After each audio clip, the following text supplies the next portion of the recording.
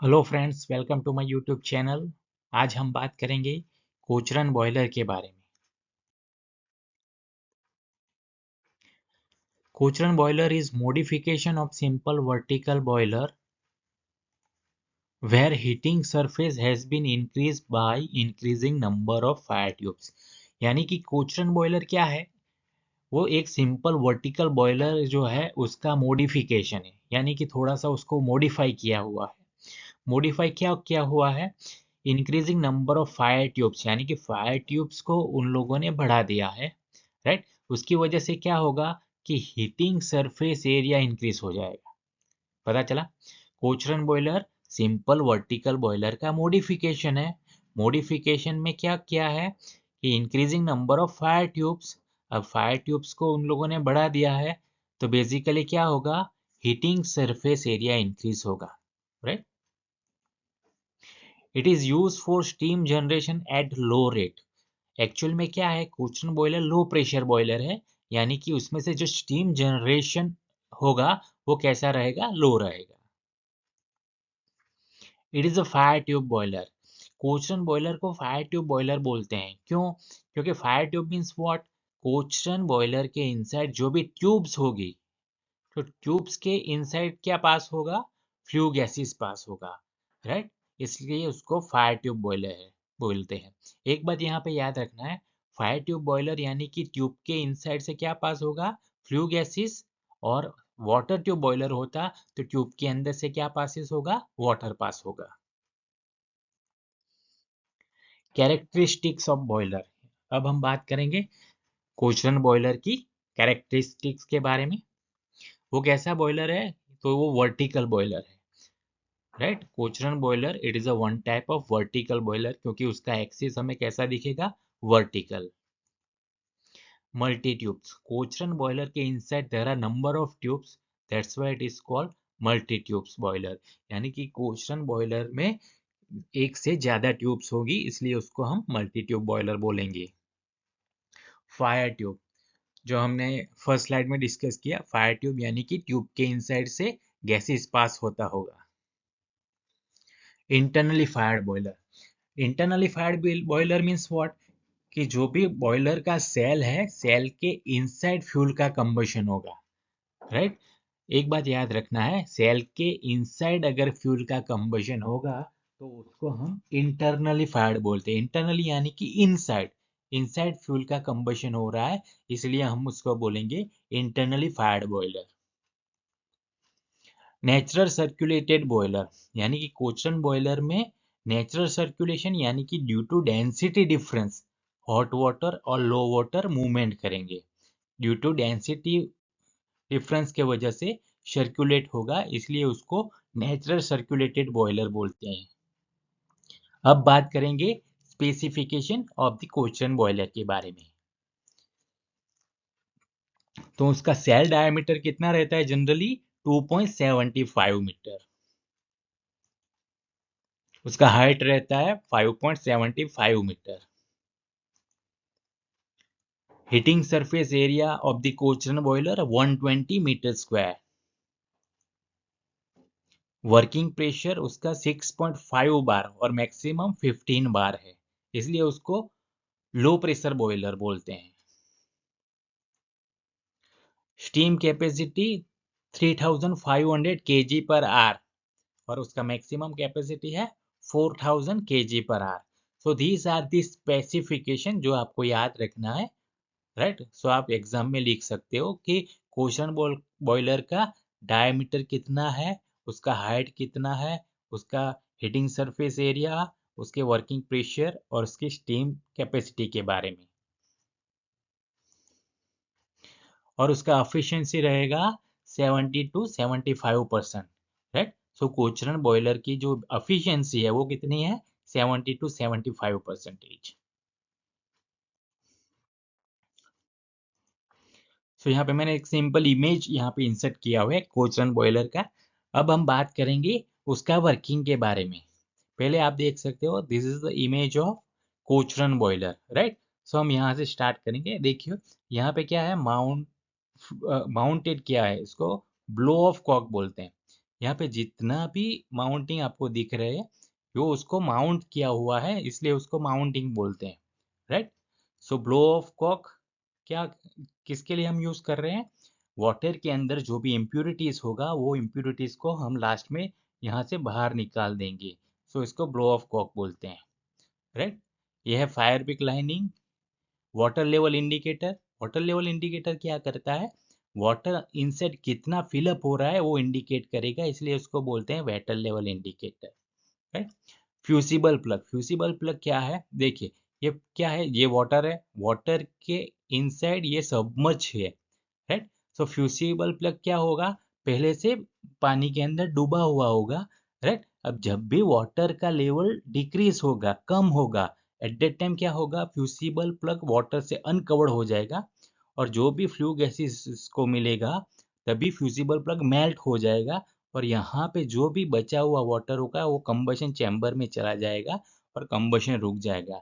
ये कब रिक्वायर रहता है? जब बॉयलर के इनसाइड वाटर का लेवल डिक्रीज हो जाता है, तभी ये काम आता है फ्यूसिबल प्लग। फीड चेक वाल, फीड चेक वाल यानी कि फीड, यानी कि यहाँ से हमें क्या करना है? वाटर को इनसाइड फीड करना है। मेन होल, मेन होल क्या है? मेन जो है इनसाइड जाके क्लीनिंग, मेंटेनेंस, इंस्पेक्शन कर सकता है। प्रेशर गेज, यहाँ पे प्रेशर गेज लगा हुआ है, वो क्या करता है? प्रेशर इंडिकेट करता है स्टीम का। स्टीम स्टॉप वाल्व, अब आपको पता है बॉयलर का फंक्शन क्या है? वाटर में से स्टीम जनरेट करेगा, अब वो स्टीम को बाहर निकालना होगा, तो हम किसके थ्रू बाहर निकालेंगे? स्टीम स्टॉप वाल्व द्वारा। डेड वेट सेफ्टी वाल, ये वन टाइप ऑफ सेफ्टी वाल है। जब भी एज पर द आईबीआर इसका अगर प्रेशर टेम्परेचर बढ़ जाता है तो वो यहाँ पे ऑटोमेटिकली रिमूव हो जाएगा, राइट। एंटी प्राइमिंग पाइप, ये किसके लिए है? जो भी स्टीम जनरेट होगा वो फर्स्ट ऑफ ऑल स्टीम ये एंटी प्राइमिंग पाइप में से पास होगा। एंटी प्राइमिंग पाइप का फंक्शन क्या है? कि जो भी स्टीम के इनसाइड जो भी वाटर पार्टिकल उसको सेपरेट कर देगा और प्योर स्टीम को वो आगे जाने देगा, right. This is smoke box, chimney, ये हमारा सेल है, बॉयरल सेल, और फायर डोर, यहाँ से हम कॉल को इंसर्ट करके उसको फायर करेंगे। और ये रहा ग्रेट, ग्रेट का क्या है? It is a one type of platform है जिसके ऊपर हम कोल को रखेंगे, right. So this is basic parts के बारे में बात किया, उसको हम one by one next slide में डिस्कस करेंगे। अभी उसका वर्किंग के बारे में बात करते हैं। जो ये फायर बॉक्स है वहाँ पे हमें क्या करना है? फ्यूल को इंसर्ट करके उसको कंबस करना है, कंबशन करना है, यानी कि जो फ्लू गैसेस जनरेट होगा, ये जो आप ब्लैक पोर्शन दिख रहे हो ना, तो वो क्या है? फायर एंड हॉट गैसेस, यानी कि यहाँ पे हमने कॉल का कंबशन किया, अब क्या हुआ? हॉट फ्लू गैसेस क्रिएट होगा, तो यहाँ से ऊपर जाएगा। अब ऊपर गया, ये देखिए फायर ब्रिक लाइनिंग, ये क्या है? फायर ब्रिक लाइनिंग का इस्तेमाल क्या है? कि जो भी हॉट फ्लू गैसेस यहाँ पे आएगा वो हॉट गैसेस को डिफ्लेक्ट करेगा, किसके लिए? मल्टी ट्यूब में से पास करने के लिए। ये जो ब्लैक पोर्शन दिख रहा है आपको, वो क्या है? मल्टी ट्यूब्स है, यानी कि जो भी गैसेस है यहाँ से मल्टी ट्यूब में से पास होंगे।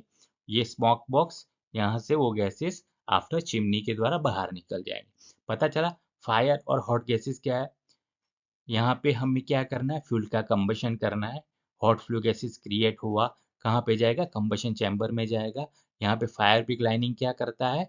उस हॉट गैसेस को डिफ्लेक्ट करता है और मल्टी ट्यूब में से पास करेगा। ये मल्टी ट्यूब में से पास हुआ, उसके बाद यहाँ पे स्मोक बॉक्स में से चिमनी में से वो बाहर निकल जाएगा, राइट। अब क्या होगा? आप देखिए ये क्या है? वाटर है, राइट। आप देख सकते हैं वाटर है। अब जब हॉट फ्लू गैसेस ये ट्यूब में से पास होगा, उसके सराउंडिंग में क्या है? वाटर है, तो इसका जो हीट है इसका हॉट फ्लू गैसेस का, वो वाटर एब्जॉर्ब कर लेगा। पता चल रहा है?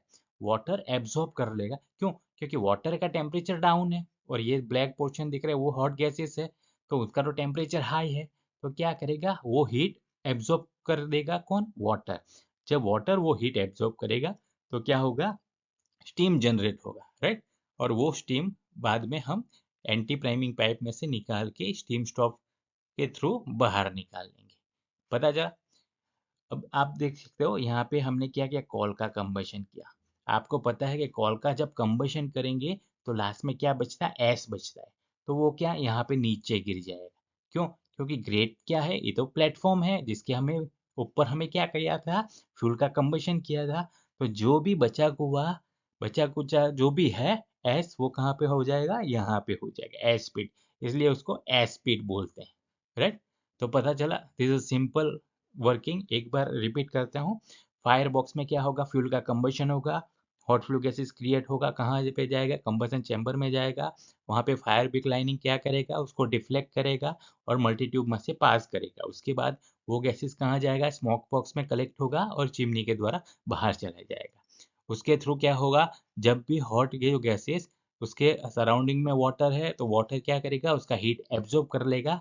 जब वाटर हीट एब्जॉर्ब कर लेगा तो क्या होगा, स्टीम जनरेट होगा, और वो स्टीम को हमें बाद में यहाँ से निकाल देना, राइट। तो this is simple working of Cochran boiler. I hope आपको पता चल रहा होगा। हम एक के बाद अब के बेसिक पार्ट्स के बारे में बात करेंगे। देखिए पहले क्या है, सिलिंड्रिकल सेल। तो क्या है, it is shell in which different parts of the boiler are enclose and on which the different mountings are fitted. यानी कि सेल के इनसाइड अलग अलग प्रकार के पार्ट्स है जो हमने बात किया, और उसके ऊपर क्या माउंटेड किया हुआ है, फिटेड किया हुआ, जो भी आपने देखा वो क्या किया है, माउंटिंग। इसको माउंटिंग बोलते हैं क्योंकि वो सेल के ऊपर माउंट किया हुआ है, माउंट किया है, इसलिए इसको हम माउंटिंग बोलेंगे। ग्रेट हमने बात किया, it is a platform in the furnace on which fuel is burn. यानी कि ग्रेट एक प्लेटफॉर्म है जिसके ऊपर हमको क्या रखना है, कॉल रखना है, उसके बाद उसका कंबशन करना है। फर्नेस और fire box, it is a chamber formed by the space above the grate and below the boiler cell in which combustion taken place। यानी कि हमने बात किया वही है कि फर्नेस के अंदर क्या होगा, कंबशन होगा, right. It is also called fire box, उसमें को हम फायर बॉक्स भी बोल सकते हैं, right. This chamber contains hot gases produce by combustion of fuel. यानी कि फर्नेस के इनसाइड जब हमें फ्यूल का कंबशन करेंगे, हॉट गैसेस प्रोड्यूस होगा। फायर होल, यानी कि वन टाइप ऑफ होल है जिस जहां से हमें कॉल को फर्नेस के इनसाइड ऐड करना है। एस पीट, जब भी हम फ्यूल का कंबशन करेंगे, यानी कि जो लास्ट में बचता है एस, उसको हम वो एरिया में कलेक्ट करेंगे, इसलिए उसको एस पीट बोलते हैं।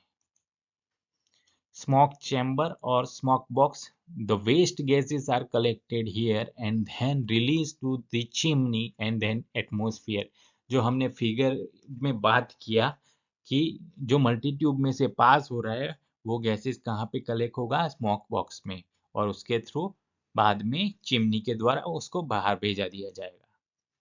Main hall, it is a hole provided on the boiler cell so that workmen can go inside for the boiler inspection, cleaning and maintenance।